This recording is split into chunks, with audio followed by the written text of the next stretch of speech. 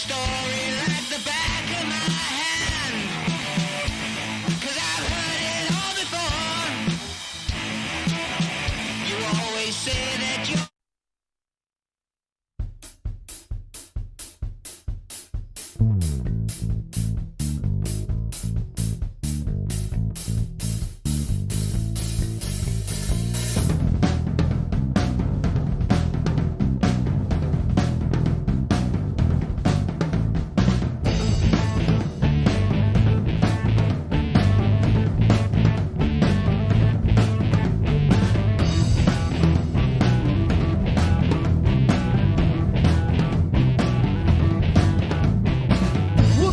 taxes are the only certainty.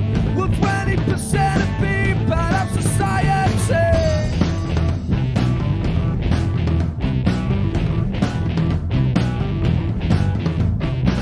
And I have made it on my own in this world. Well, nothing to get a turn around a 2-year-old.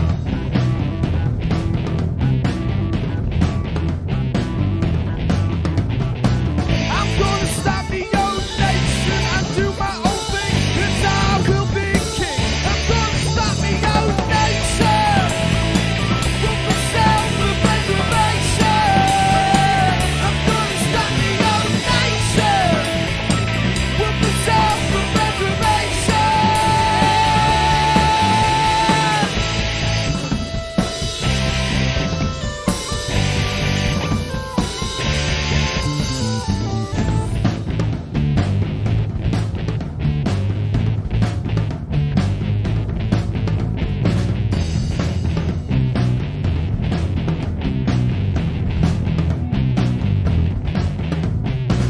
Well, let me talk a bit about the weather.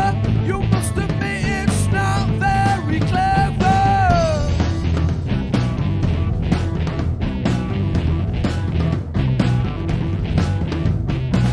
Don't get me wrong, it's not an anti-British song.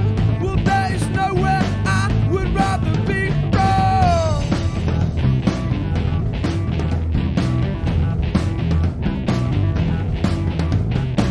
I'm gonna start my own nation and do my own thing, and I will be king. I'm gonna start my own nation with myself for preservation. I'm gonna start my own nation with myself for preservation.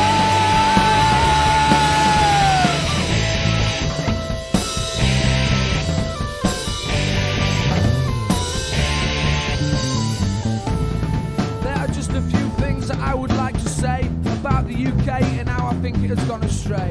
Don't get me wrong, it ain't all bad. I love the crazy fads, like England always buggering up, but you know we're gonna win the World Cup. I'm gonna start my own nation with myself for preservation. I'm gonna start my own nation with myself for preservation.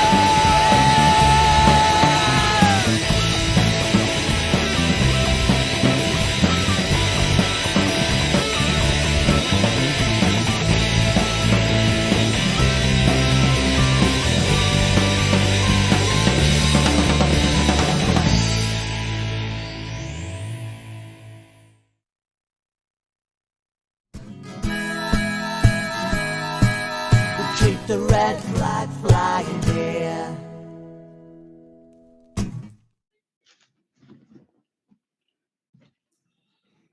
Welcome, everybody. The first one of the new year. Political Unmuted is back. It was my fault we weren't on last week. I had a meeting I couldn't avoid. And so we're here now, and here's the team. Paul Daly, hiya. Hello, James Strange, hello. hiya. Hello. Kerry Wilkes, welcome.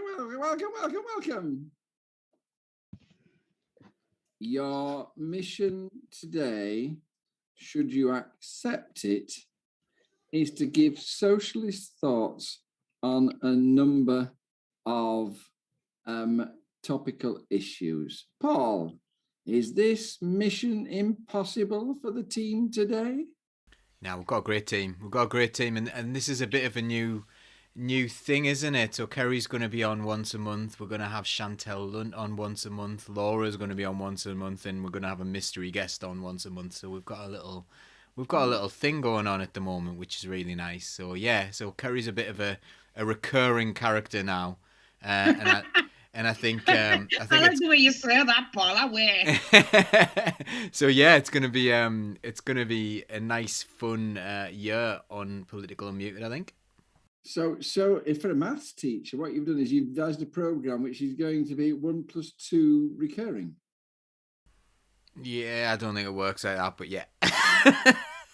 That's I thought that was confused so me. clever. I thought it was so clever. Hello, everybody. We're just chatting amongst ourselves, which is really naughty, isn't it? We're ignoring you. You're just so welcome. Thank you very much for joining us. Of course, if you're watching the podcast, it might not be New Year. Basically, this is the 17th of January, the date of the show. We're just starting up again after the Christmas holidays, and as you can see, we're excited to be back together and to be sharing our thoughts with you. So let's go, and this is going to be a mess up. I'll tell you now, but let's start.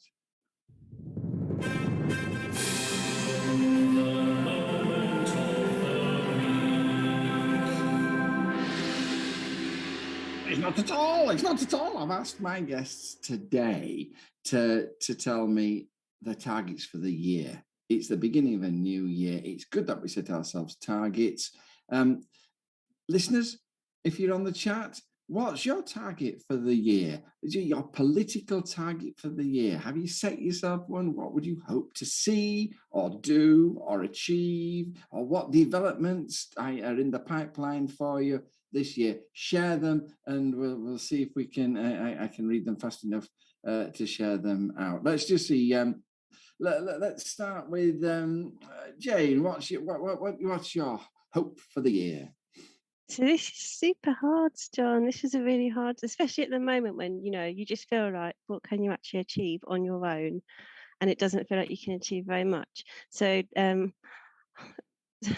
So I think I want to focus this year because I'm finding myself so overwhelmed. There's so many important things I care about, and I get about 500 emails a day saying, sign this petition, write to your MP about this. It's not 500, but it is like 100, 200. And I'm like, I can't do it all. And then I'm like, oh, I won't delete it because I've already did it. And then a month later, I've done none of it because it was all too much. So I need to sit down and think about, I think, what can I focus on and just concentrate on those things and try and actually achieve some sort of way of helping those campaigns along. So, and that's not very specific, but I need to do it. That's good. And I think one of the things you need to be aware of, which we'll share to everybody who's listening, is that you have to be clear out and you clear a gap in your life to do something. But my golly, it fills up quickly and you can't do more. I pray for all my family and friends every day at the beginning of the day. That's how I start the day. But at the end, I have a whole set of things like the Ukraine and Palestine, where I mean, I don't even know what to ask for in my prayers. Never mind, can I do anything about these things? And just end up saying, well, Ukraine, sort of, I give it to you, God, because for goodness sake, I can't do a damn thing. And I share your senses of powerlessness and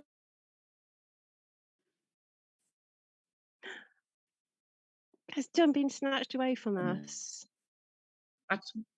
That's why I moved my head to think it wasn't me who's froze. I'm back. I disappeared. You. Oh, my connection is unstable. Right, okay, let's get you talking because you don't go as often as I do. Paul, thoughts for the year? Okay, so I can't be really specific here, but we do have some plans for this year. I'm going to frame this in a really weird way, and I'm sorry it's going to sound a little bit bizarre.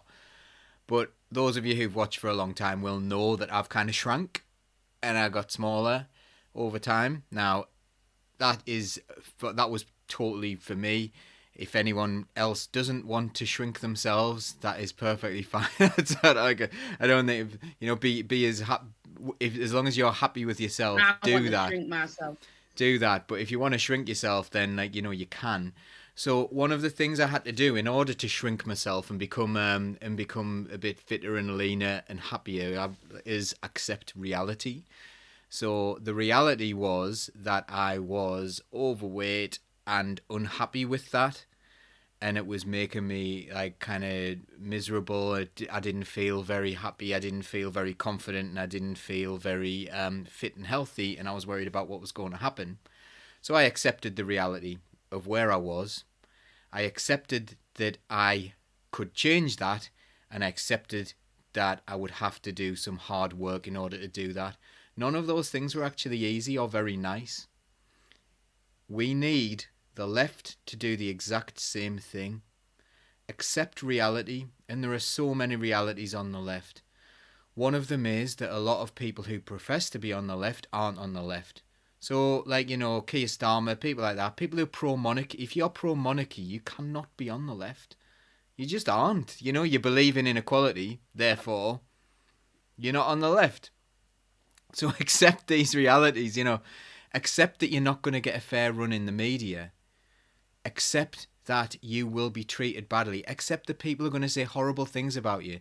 Accept that billionaires are going to do everything they can to make sure they retain their power. Accept the establishment is going to do everything they can to retain their power. Then accept that if we all do something together, we can do something about it. We can change things. And then accept it is going to be hard work. But let's have a plan and let's do it together. Now, there's only one way that we've got power, and that is together. There's far too many very, very strange people on the left who will try to divide us and try to split us apart and try to, and there's too much ego on the left, and I've been accused of having too much ego, and that's fine, people can say whatever they want. But at the end of the day, we need to set our egos aside, do something together, promote the voices that would not normally be promoted, and have ordinary working class people given a voice. We also need to accept that a lot of people with left-wing views don't know what that is, and they don't understand what the left is, because we have explained that incredibly badly, because we are all over the place. People think it's a culture war about whether you can say the right thing, and people have to walk on eggshells around people on the left. Not at all. People should be able to say things, and if you say a wrong thing or something that isn't quite politically correct or something like that, you just say, oh well, that's not what we say, we use this term. But don't absolutely go after them. Don't scream at your nana over the dinner table because you used the wrong word, that kind of thing, because that's the kind of thing that puts people off. So we're going to have to be really inclusive of working class people, and I find that people who've been to university in the posh universities find it very, very difficult to talk to working class people. They find it very uncomfortable to be around working class people, and they would rather cancel people who are working class than listen to them. But without the working class, the left are never going to win. Thank you.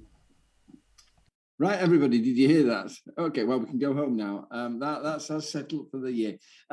Some of the people coming out, Neil Terry is going to get rid of the Tories. Thank you, Neil, because that's desperately what we all want. If you can do that, you can be king. Oh, no, you can't. Of course, we don't agree with kings, do we? Leanne is going to get more involved in Unite Community. Well done, Leanne. It's brilliant, is Unite Community. Thank you so much. Lizzie F is trying to find Guy Fawkes. No, that's not the answer. Jacqueline Hemmings is going to take up the thing of landlords ripping off students. That's good. It's always good when you get one thing and then pursue it, rather than sort of spreading yourself thinly over loads of things. It's sort of that's a brilliant idea. Thank you very much, Jacqueline. Oops, spoke too soon. Mark Lungley has a number of different targets. That's good as well, Mark. Photography-wise, you'd love to get some photographs in the papers. Well, we're with you on that. Everybody agreeing with you, Paul. I am anti-royal. Big up, agreed with that. United we stand. If you can't pronounce that word, just call him Toto. That's what he told me. He's an absolutely lovely man. If you've ever met him, he's just the loveliest man. He's brilliant to follow online. He always wears red. He's just such a lovely man. Got me banged to rights there. Banged to rights. I'm sorry, Toto. Thank you so much. So there's loads of things. Kerry, what about your target for the year? Am I a pro royal because I'm currently reading Harry's book? It's only because I'm a nosy cow and I'm dying to see what he said in it. So I got the book and I'm reading it and I'm actually quite addicted to it. But I don't like the monarchy. I think they're a waste of taxpayers' money. But I'm intrigued because I'm a nosy cow about what's gone on with Harry.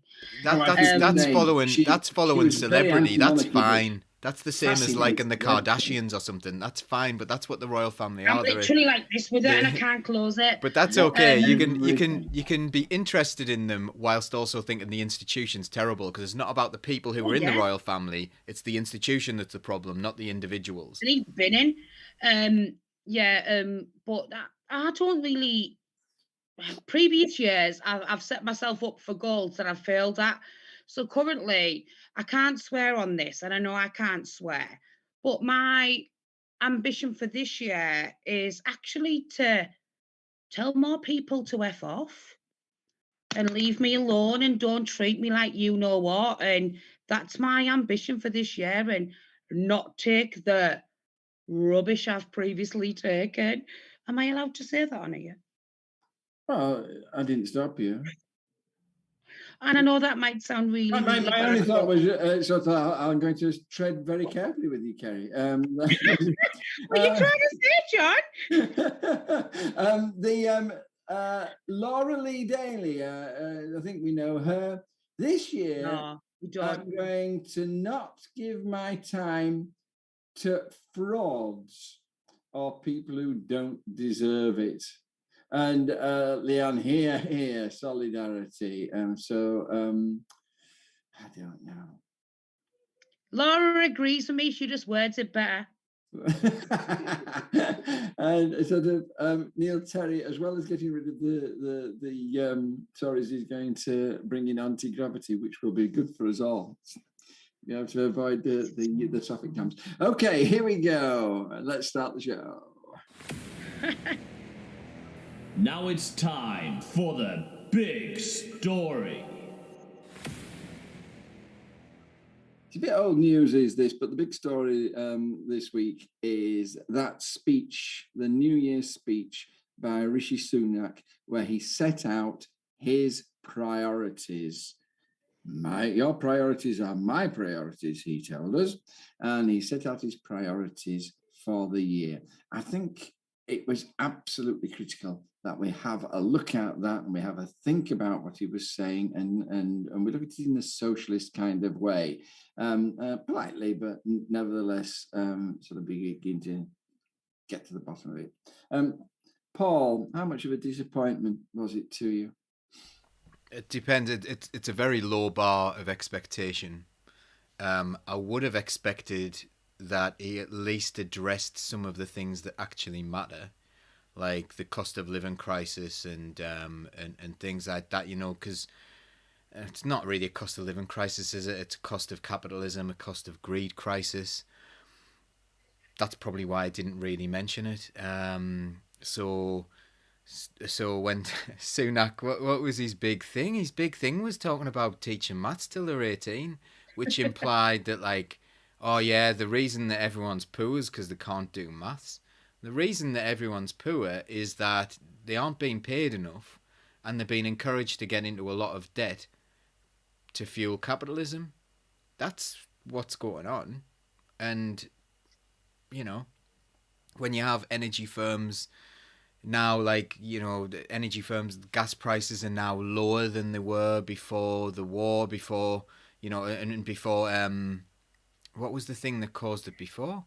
The prices going up, but the prices were going up and up and up and up, weren't they? I can't actually remember what the thing that caused the prices to rise. But it's actually... When was this? Oh, before the Ukraine, remember when they tried to blame the rising gas prices on the Ukraine war, but actually there was another thing before it that happened. I can't actually remember what it Was was. it Jeremy Corbyn? Probably, yeah, it was definitely Probably he gets the blame for everything. Jerumbly Crubbins. So anyway, he's that now the costs are down to way lower than they were before, but the energy firms have said, yeah, but your prices aren't going down. So we're paying like 4 times as much as as any other nation, and that's us, and we're just accepting this awful thing. But perhaps Sunak could have dealt with that. Perhaps he could have said, "Oh, actually, those energy firms that are ripping us off, we're going to do something about that. We're going to change it. We're going to tangibly make your lives better." And he could have done that, like when he did his Eat Out to Help Out and things like that to try and be popular. He tried actually, like, it was a mess, but he tried to do something for the people to make himself popular. This time he hasn't even done that. It's like, learn maths till you're 18. People are sick. I'm a maths teacher. People are sick to death of maths by the time they're 16. The style of maths, the curriculum, the way it is. Maths is a brilliant subject. I absolutely love it. But the way we force children into learning just content, no creativity, because maths can be really creative. It's a really boring thing. So let's just bore them for longer.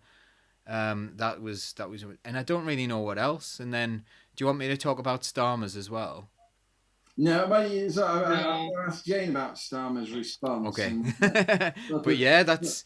If you get ready to sort of come in and build on what Jane has got to say about Starmer's response, Kerry, Paul mentioned his priorities. The priorities were halving inflation, growing the economy, reducing the national debt, reducing NHS waiting lists, and dealing with the problem of small boats. Are those your priorities? Are they the correct priorities for the nation? No, to me, you see that meme where you have two worlds in parallel universe and they're going in opposite directions of each other. Rishi's on one world, the rest of the population are on another. He has not got a clue. And I find it quite patronizing that he says, I know this is such an hard issue. Oh, well, go and swim in your heated pool in Richmond, then crack on, Rishi. No, he's on a parallel universe to 99.9% of the population. What would your priorities have been if you were the Prime Minister, Kerry? Oh, God help society if I was the Prime Minister, John.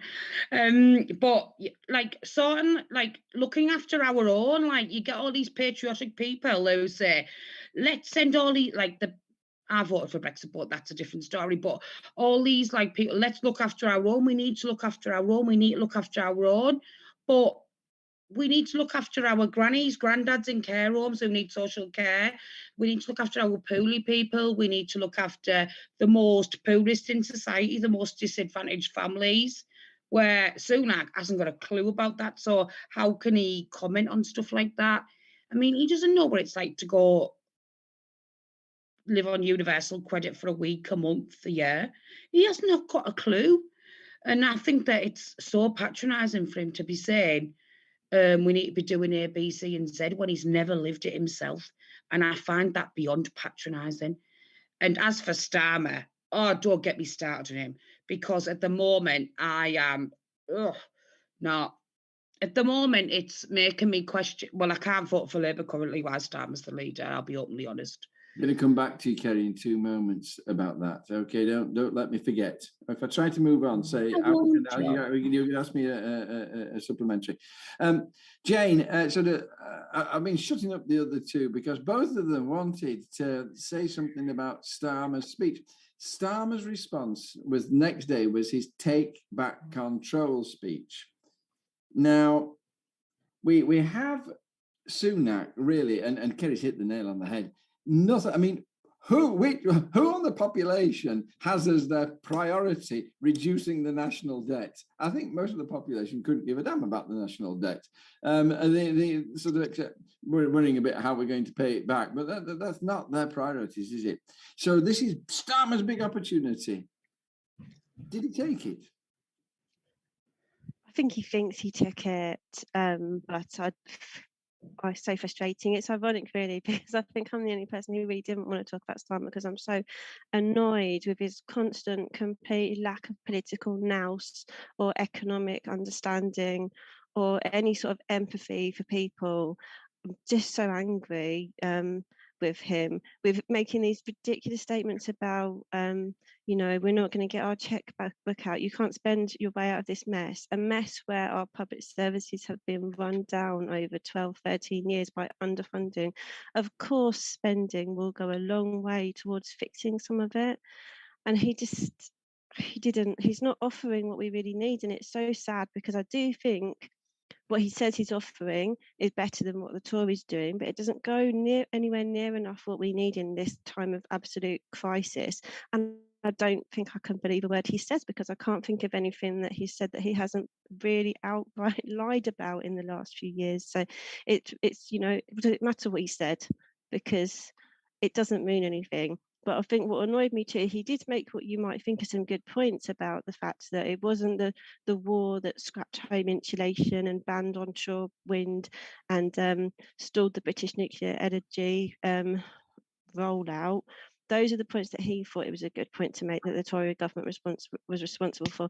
I would have thought it would have made more sense to mention the fact that the Tories allowed the private energy companies to sell off our storage facility a few years ago because that wasn't the profitable bit for them, which is the reason we're in this constant gambling situation of having to hedge our bets and buy whilst the prices are high. That's why we can't buy now the prices are low, because we've got no storage facilities like other countries have. And that's such a simple point to make that gets to the heart of what's really causing a lot of people pain at the moment. He's just not got the intelligence to see it. So I've really not got a lot of time for what he said in his speech, unfortunately. Well, thank you very much, because that was a really good analysis of the speech, and it raised a whole load of things which aren't normally raised. I mean, one of my big problems with devolution is that devolution without money isn't sharing power. It's just casting responsibility onto somebody else, and that's what he wants to be doing. He's sort of saying the central government won't take responsibility for it anymore. We'll give it to the councils and let them fail. And absolutely sort of hopeless. Kerry, I want to come back to you on this, therefore.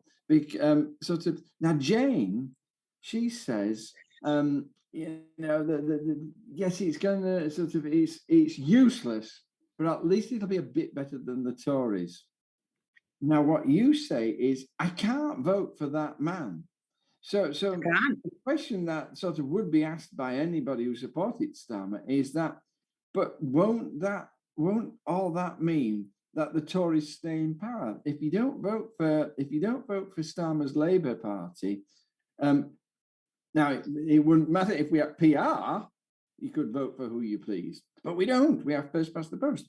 And are you sort of basically, when you say I can't vote for Labour, are you not just basically handing the Tories another 5 years in corrupt, incompetent, damaging power? Definitely not. I think, as many people know me, including Paul, you and Jane and everything on this panel tonight will know me, that I stand for what I believe in. And I was born and bred Labour Party, Labour Party, Labour Party. And in this current climate, I would rather go and ruin my ballot paper. I wouldn't waste my vote. If Starmer's the leader at current, if there was a general election called tomorrow, I couldn't bring myself to go and vote Labour. I couldn't do it because I would think I'm the biggest hypocrite in the world, where it's double standards. Like, you can't slag someone off and then go vote for them. And that breaks my heart by saying that. But we've got a currently very right-wing Tory party, where I think Keir Starmer's like a watered-down Tory. And to me, voting for Starmer's like voting for like a watered-down Tory.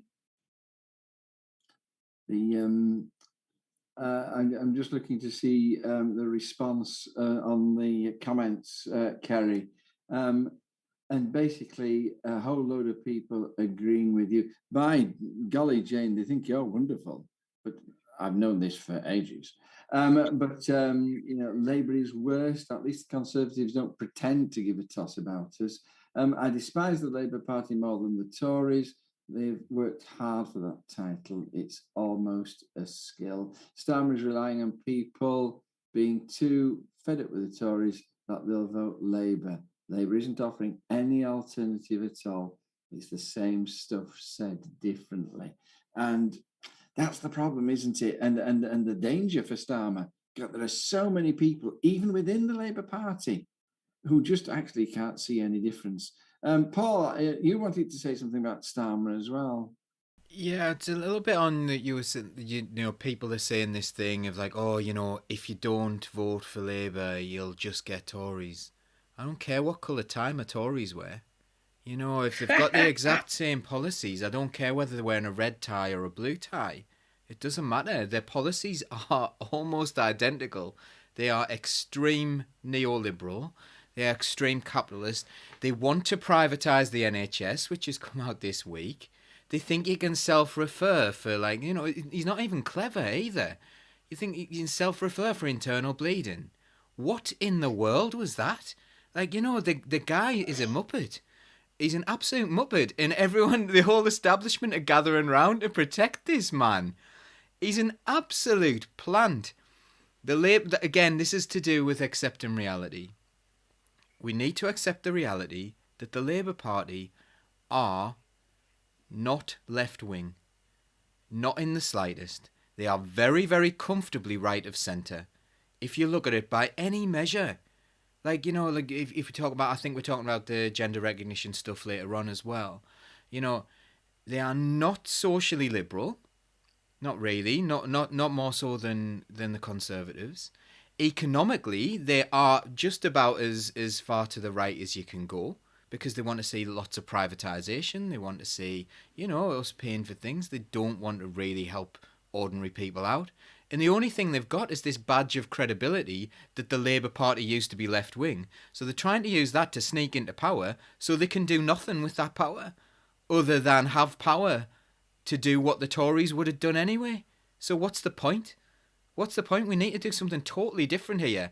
And we need to understand that. And this is one of the things I think that we need to accept reality. And I know there's a lot of good people who are within the Labour Party who really do want the right things, who've got elected positions of power and things like that. Accept reality. That party is gone. You have lost it. It is corrupt. It is broken. It is nasty. Look at what Liz Kendall was saying, how nasty she was to Jeremy Corbyn on that thing, and that's the people who are in charge of the party. And no one even likes them. No one even likes them. These would have been the people who, at school would have been the cry bullies. They would have been like, oh no, they're bullying me. But they've been horrible about it. They've been horrible and causing other people to be horrible to them and then go and cry, oh, I'm being bullied. That's who's running the Labour Party. One of the things I find is very much the case that it's not just loads of people on the left have left. But when you talk to the rank and file, the ordinary people who are staying, the members want something more substantial than what the leadership is offering now. And the leadership are basically just a bunch of right-wing people who are moving along into power to put themselves in power on the basis that we can't say anything left-wing. We've got to be right-wing, else nobody will elect us. And they're working a contract on the membership. Lovely comments. Thank you so much for your comments. Leanne, a vote for Labour is a vote for Wes Streeting and his plans to privatise the NHS. A vote for Rachel Reeves to be harder on benefit claimants than the Tories. Breaks my heart to read that, but it's true. And a majority of politicians, says Mick Hills, Mick, you're here. Oh, great. Is Mick Hills here? Mick Hills is here. I know our Mick. On the show sometime. Hi, Mick. Lost you. The majority of politicians are captured by the idea that only neoliberalism will work. regardless of all the evidence that it is destroying the fabric of the country. Cleverest statement on the show so far today, Mick. God bless you. Thank you so much. I'm going to draw this first discussion to an end. Thank you so much. The judgment of this panel is that Rishi Sunak was awful, but Starmer was worse. I mean, are we supposed to represent the working class? Sort of, neither. Starmer doesn't represent me. Neither of them would recognise the working class if one leapt up and bit them on the bottom. No, if a wet fish whacked him in the face, they wouldn't understand working class. Unless you're a toolmaker.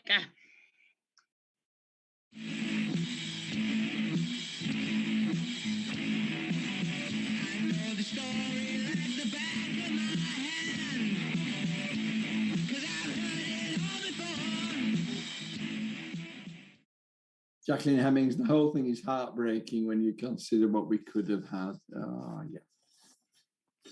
Breaks my heart.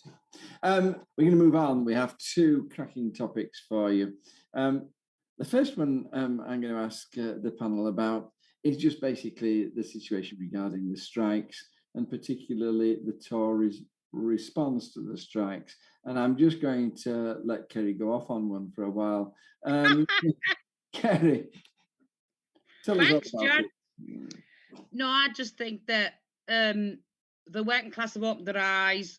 You look at the majority of the people who were in favour of all these strikes, and the public perception, like the public are on the strikers' side. This government have lost the battle, and that's why they try to bring this legislation in. But I've been trying to read a lot about this legislation, about the minimum service lot, and it's literally as clear as mud. Like, it's literally, they're just trying to put the foot down on the working class to stop them striking, technically. Yeah. And it's wrong. Remember when Thatcher, I was probably just a baby when Thatcher and the miners' strikes years ago and stuff like that. And she changed the laws, didn't she, to stop the strikers so the police could intervene and all this. That's like a watered down version of what the Tories are currently trying to do. The working class are speaking up and the Tories don't like it, technically, in my opinion. And that's why they're trying to bring these laws in. And I think that it's absolutely disgustingly shameful that you never see a Labour MP from the front bench on the picket line. How can any working class person vote for Labour when they're not supporting their foundation of creation via trade unions? I think that's absolutely disgusting. And I think if Starmer wanted to do himself some good, he'd go and stand on a picket line. But yeah, it's just them trying to. I mean, why do you think? Why? I mean, Starmer actually at one point forbade his front bench to go on. Still does. Why do you think he did that? Because you get these. I'll be offensive here, but I can say it. These gammons who read The Sun, he wants to appeal to them, where these gammons who read The Sun are totally against the strikes.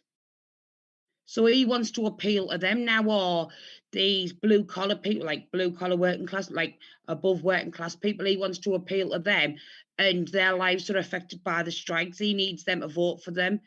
Keir Starmer needs to get his backside out of London and open his eyes to the real world. And the Labour Party was fundamentally built on the trade unions. And for the Labour Party to currently turn their back on the trade unions and picket lines is absolutely disgusting. And I know it's a big thing, but I think that in my trade union with Sharon Graham, I think she's got the right perception when it comes to Keir Starmer and the Labour Party. And we have a lot of members calling for disaffiliation from the Labour Party. And I think that why should we feed someone who's not going to support us? Why should you vote for them when they didn't support you? Why should you support them when they didn't support you? Labour has said that if they're elected, they will repeal the anti-strike bill. Is that not enough? Did you not? A few weeks ago, I was in Sunderland at a morning thing with Paul Scully, where I ripped him a new bumhole, shall I say, without swearing. And Jonathan Reynolds was there, and that wasn't on camera or videoed at the time. And Nikki Campbell asked Jonathan Reynolds about the strikes, the RMT strikes and stuff like that. And Jonathan Reynolds turned around and said, I am more concerned about becoming a minister in Parliament than standing on a picket line. Yeah. And I went ape on him. As you can imagine, I went mad. And that wasn't recorded, though. Then obviously I dealt with Paul Scully. But they're more concerned about their positions in Parliament than supporting our working disputes and the people who are struggling in life. And to me, that is not our Labour Party. I didn't like, not that I'm a part of the Labour Party anymore, but the Labour Party is supposed to represent the working class and not the London-based, all suit wearing tie, the lot London-centric lot. Where I think that the Labour Party is currently isolating themselves even more for the likes of us up here in the northeast. It reminds me of when MacDonald was elected in 1924 and they all turned up to... How old are you, John? I know the story. How dare you? And they all I'm turned up only in their joking, John. suits and their top hats and lum hats. And somebody shouted out, it's a lum hat government and it's no different from the rest. And it was the same in 1924. And yes, we need somebody who will stick up for the poor people, and they're just too busy appealing to the rich people. Some lovely comments. Neil Terry trying to educate us. It's all about section 234 of Dulcra 1992. And sort of... means now to me that. We'll have to have him on the show and tell us all about that. Leanne, I'm in Birmingham Strikers Solidarity Committee. Applause for you, Leanne. Well done. I have a fire in my belly, which has been missing for years. And absolutely, it's absolutely critical is this. And I'm going to go off on one for a little while.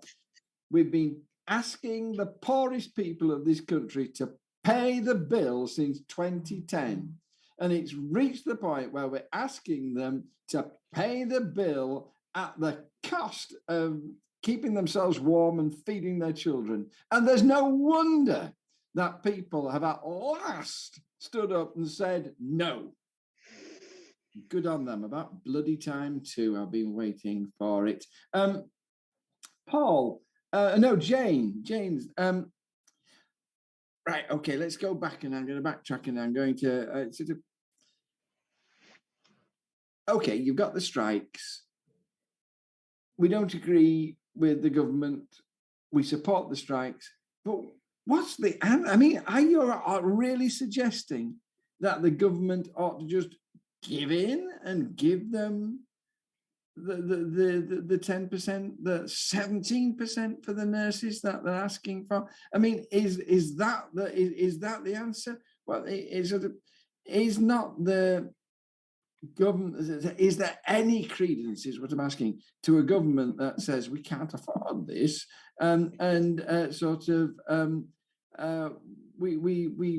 you have to be reasonable. Now, what we might define as reasonable is debatable, but sort of, or would you just say, give them what they want? What would your solution be, Jane?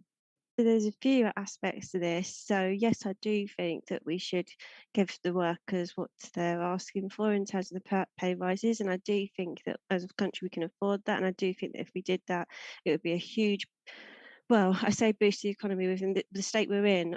Maybe boost is the wrong word, but it would stop the economy from going downhill an awful lot more, because when you take so much money out of everyone's pockets, then they've got nothing left to spend, have they? Then all the small businesses go out of business, and this is it's going to devastate the economy even more if we keep on taking so much money out of people's pockets. So we have to, for our own sakes, otherwise I dread to think what's going to happen to our economy. But this isn't actually just about them asking for inflation rates pay rise. That's not what it's about. When you look at the RMT and the CWU, they're not even really asking for that. They just don't want the service decimated even more. If the government keeps on interfering with the negotiations with the RMT, and this is about, you know, taking guards off of trains, closing ticket offices, cutting maintenance staff by an absolutely terrifying percentage. So it's not okay. They've devastated so many of our public services over the years, and this isn't really about money for the nurses. The reason why the nurses that are left are striking and the ambulance drivers is because we are in such a critical staffing situation that the ones who are left are breaking. You've got shifts being worked on a regular basis that aren't at the safe staffing level, and they can see that if we're going to attract more people to come into those roles, and if we're going to retain the staff we've got, we need to do something, and this will go somewhere towards doing that. And with the CWU, what the private company is trying to do to that service and their workers, turning them into a gig economy workforce, will have repercussions for all of us, because when the standards in those jobs go down, the companies that we all work for outside of that, it's a race to the bottom with the same low standards. So for all of our sakes, we need the government to back down on this. It's sort of, that was brilliant, Jane. Thank you, Thank you very John. much. I said, is it a mission impossible to give a socialist spin on this? And it clearly was not a mission impossible for you anyway. Thank you very much indeed. That was great. I'm coming back to you. If I forget, give me a shout. Paul, I just see the government in a situation where it's got itself into a confrontation, and its answer to everything is slap them down. It's not just the anti-strike legislation, is it? They're bringing in legislation to stop really any kind of protest at all. Even, you know, you can't even chant slogans at protests nowadays. I mean, should we be worried? I mean, in terms of a right-wing government bringing in legislation like that, should we be worried? Are we just, is it only a matter of time before they start shooting us? That's the basic question. Should we be worried about the direction of travel of this government in this respect? I think we should certainly be worried about the direction of travel, but it shouldn't be a surprise to us. So when Corbyn was looking like he was going to get into power at one point, there were people in the army talking about a coup openly if he got in. We need to understand what kind of country we live in. We're very, very subservient. Again, this is about accepting reality.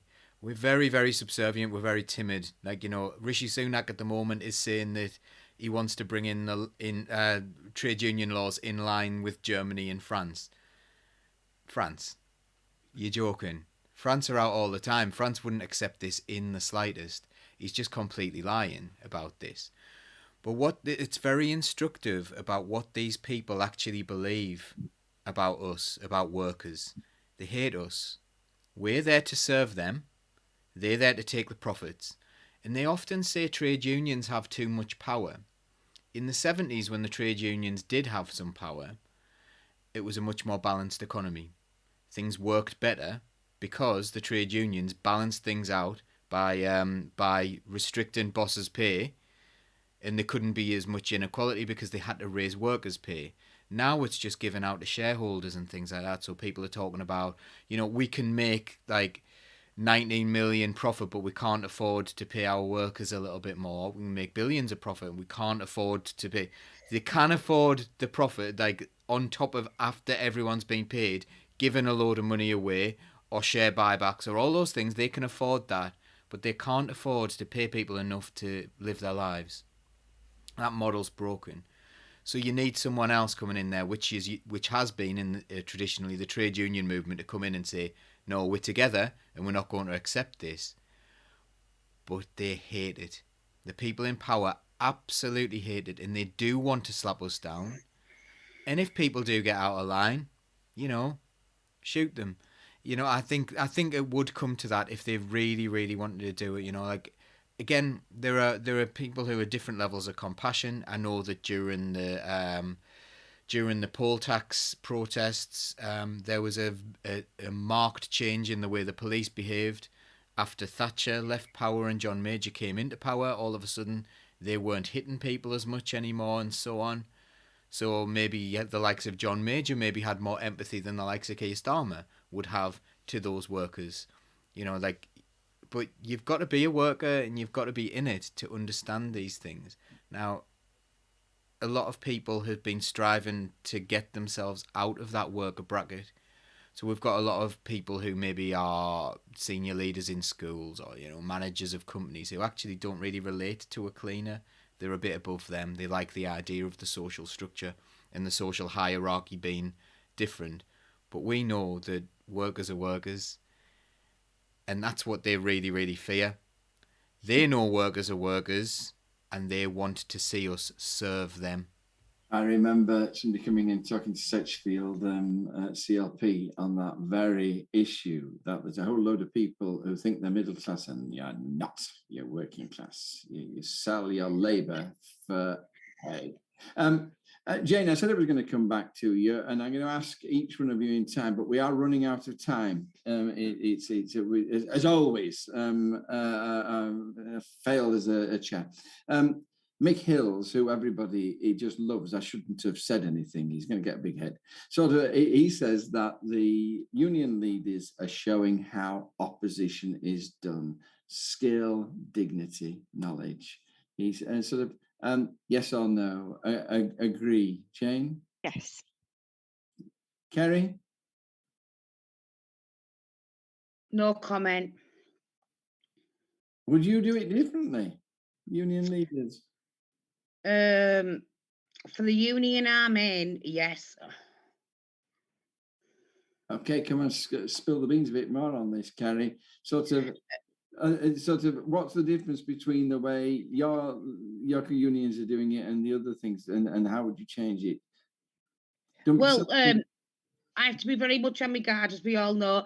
But obviously, there's this big thing coming up on the 1st of February where the PCS is out, the NEU are out, the rail lot are out, everyone's out. And I was on our regional committee yesterday, and it's been said that our union, my union, not in agreement about the 1st of February. Thank you very much indeed. I won't quiz you anymore on that, okay? No, you'll get me into trouble, John. No, I just love it when that happens. Paul, have the sort of union leaders showed a standard opposition that the rest of the world needs to learn from? Some of them. So if you look at the likes of Dave Ward, or if you look at obviously Mick Lynch, yes, they've really... Kevin? Yeah, and this is funny for me because I'm in NASUWT and we didn't reach the threshold in order to strike. For a while, I absolutely love my union. I treat them like family. There's lots of people in there I treat like family. I have had a real concern within my union that my union tries to emulate the leadership team and tries to behave more like leadership because they feel it gives them parity if they behave like leaders. I think they should be behaving like working class people and not trying to have political spin, not turning up and looking good in a suit. That doesn't do anything. That doesn't cut it. Be like the people you represent. That's important. Maybe they are maybe that's what the teaching profession is now. Maybe the teaching profession is like a little bit like Blairite and wears a shiny suit and brown shoes and that kind of thing. I suppose it gets you quite a long way in teaching, but it doesn't make you a better teacher. So I think, you should... It's very good to see the likes of Mick Lynch speaking like the people he represents. That's very, very important. He set a big standard as our Mick Lynch. I think so. And solidarity. We've got to win that. I was trying to show you my Eddie Dempsey, but you ran off. Right, thank you so much, Kate. Last question. We've only got 10 minutes, which means you've got to be very precise in what you say and then shut up, okay? Jane, tell us all about the gender issue with the Scottish bill on transgender issues and the English government's response and what you think about it.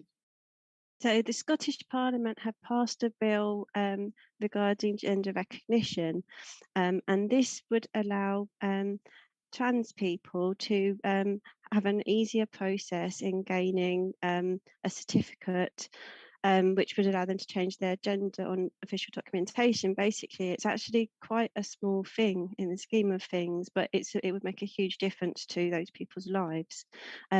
So this would just remove the requirement for a diagnosis of gender dysphoria, which Nicola Sturgeon's described as one of the most traumatic, intrusive and dehumanising parts of the current system, and that's why they were looking to do this. So that bill passed in the Scottish Parliament. I think there were about 150 amendments, intense discussions, the longest discussions they've had about any bill in the history, but it passed with 2/3 of all MPs, with support from MPs from all 5 of the parties in the House. So there was cross-party consensus in the Scottish Parliament. So Westminster, Rishi Sunak, has now decided to block this using a means that I think hasn't been used in 25 years. Has it ever been used? It's not something we've done before.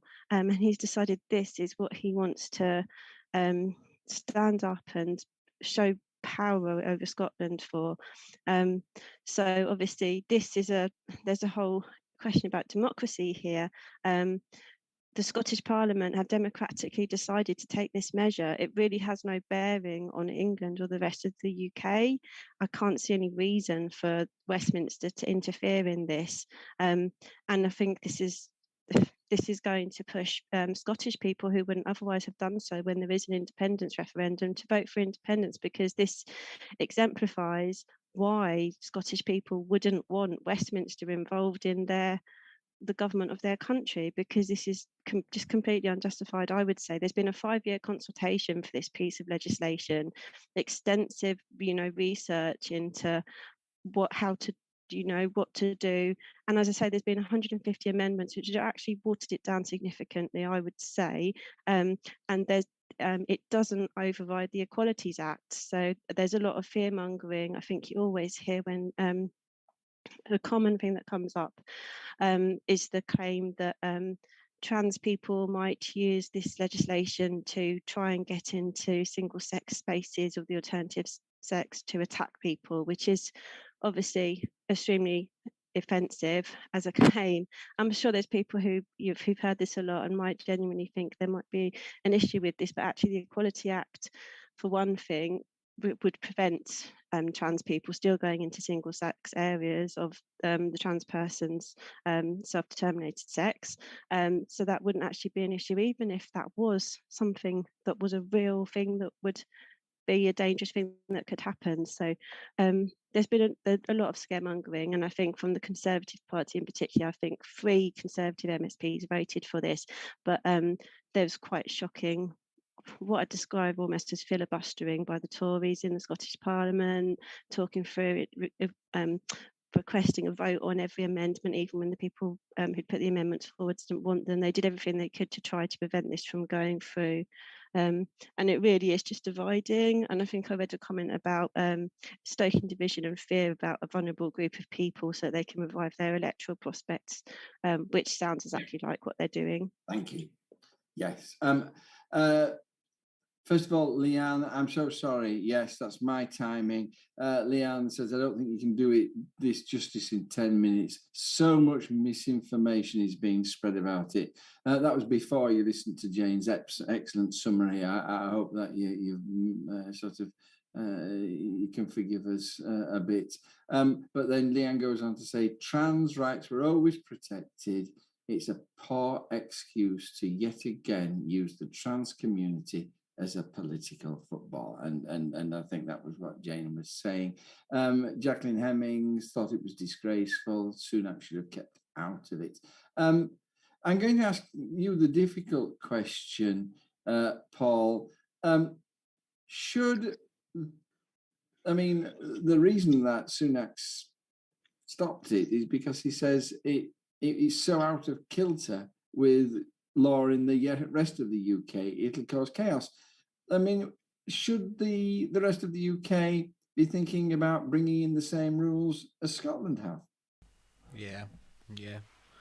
I think this is a health issue, and it's a mental health issue. You know, so many young people take their own lives. You know, have awful mental health problems when they are not recognised as being the gender that they are inside. And you know, people get themselves on all sorts of high horses about this. And what they'll do is they'll do exactly the same as every other prejudiced group has ever done. So if you look back in history, they will always take one example and apply it to a whole group of people. So what they'll do is they'll find, oh yes, this person went into a woman's prison before because they've been recognised as that gender, and they did something terrible in there. If they're going to prison, they're not usually the people who are going to do nice things anyway. Like, they're more likely to commit the crimes anyway, but they will take that one small exception and make that and put that on every single trans person. Well, there's so many trans people who aren't doing that thing, you know, who aren't doing anything wrong, who are just living their lives. And yes, amongst any group of people, there will be some people who might do something that you don't like. But that doesn't mean every single person who is trans is responsible for that. So yes, we should be making things a lot easier for trans people, and we need to stop this awful, nasty debate around them, because that doesn't seem to involve any trans people at all speaking on it. Thank you very much indeed. And Mia Mantry is absolutely spot on. She said, Nicola Sturgeon made a very good point. She said, most men who abuse women don't feel the need to change their gender in order to do so. And yeah, I mean, sort of, if you're going to be a pervert, sort of, you don't think, oh, I'll change my gender, it'll make it easier. That's not what happens. It's a very, very convoluted thing to do, to think, well, actually, if you're bad enough to go into a woman's toilet, for example, and rape a woman, are you really going to go to the trouble of years of hormone therapy in order to be like, haha, I can now do it legally? What are people thinking? You can never do it legally. That's the whole point as well. Finally, I'm so sorry. And Leanne, you're right. That was like Kerry. Just one last very final brief comment. What, as I've said between us, listen to the question. What does this do for Scotland and Scottish devolution? I think they're way ahead of us. Genuinely, I really do think they're way ahead of us. Look at COVID, Boris for Nicola Sturgeon. But I need to make one key thing apparent, is the fact that I am not discriminating in any way, shape or form. But I think that you're getting these middle-aged men who are trying to discriminate and call you transphobic. But it's like these people, it's not the people who were transitioning or anything like that. It's these people who were not doing it, who just like to cause trouble, who were trying to take rights away from women that have fought for them for years. Right. Like I said to you previously, with this starting. But I think that it's a good thing. I think it's a good thing in Scotland. I mean, a 16-year-old's probably more clued up in life now than me. I think. But I think it's a good thing.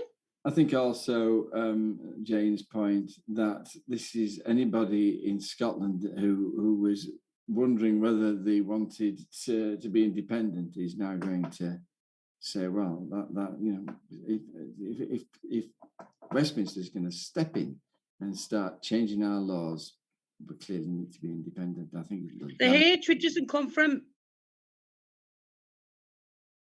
Oh, we've lost Kerry. I'm going to. We've finished. We've run out of time. Oh golly, you've been brilliant. People watching, the comments have been a joy to read, and sort of, and my team are just fabulous. Jane, you've been spectacular today. Paul, everybody always put, so every time you speak, people say 100% Paul, spot on Paul. Sort of it'll go to your much thinner head.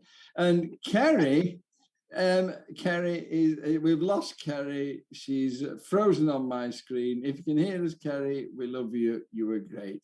So I'm going to just now, as I always do, pass over to Paul to tell you the final comments. God bless you. See you next week. Okay, my last comments are back each other up, look after each other, subscribe to all of our Facebook and YouTube and all those things, and like us and tell your friends to, and start building something, because we need to accept the reality of our situation. We need to explain ourselves better, and we need to use every means possible to do that. If you want to use Socialist Think Tank to do that, then do so. It's your channel, it's your show. Everything that we do is shared. You know, it is a genuinely socialist thing. We're not like, you know, there are no leaders in this. We're all together in it. So do that. Do all those things. Become a member of Socialist Think Tank. And if you can afford to give us anything to help the running of the show, that is always really, really appreciated. It does help us. Merchandise. Oh, yeah. We've got lovely merchandise as well. So go to our website, socialistthinktank.com. Hoodies. The hoodies are great. The hoodies are beautiful. I've got mine on right now. Yeah. So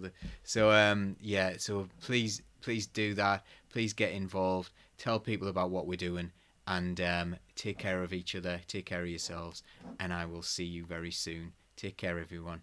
Bye-bye. Thank you so much.